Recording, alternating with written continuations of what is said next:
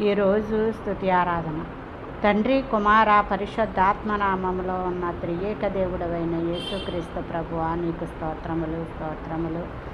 ఆయన మాట్లాడే దేవుడు. ఆయన ఉపదేశము వానవలే కురియును. ఆయన వాక్యము మంచు వలెను, లేక గడ్డి మీద పడు చెనుకుల వలెను, పచ్చిక మీద కురియు వర్షము వలె నుండును. ఆయన ఆశ్రయ దుర్గముగా ఉన్నాడు. ఆయన కార్యములు సంపూర్ణములు. ఆయన చర్యలనియు న్యాయములు. ఆయన నిర్దోషి, ఆయన నమ్ముకొనదగిన దేవుడు. ఆయన నీతిపరుడు, యథార్థవంతుడు. నిన్ను సృష్టించిన తండ్రి కాడ నిన్ను పుట్టించి స్థాపించిన వాడు. ఆయనే సరిహద్దులను నియమించిన వాడు. యెహోవా సేనాయి కొండ నుండి వచ్చెను, సెయీరులో నుండి వారికి ఉదయించెను, పారాను కొండ నుండి ప్రకాశించెను.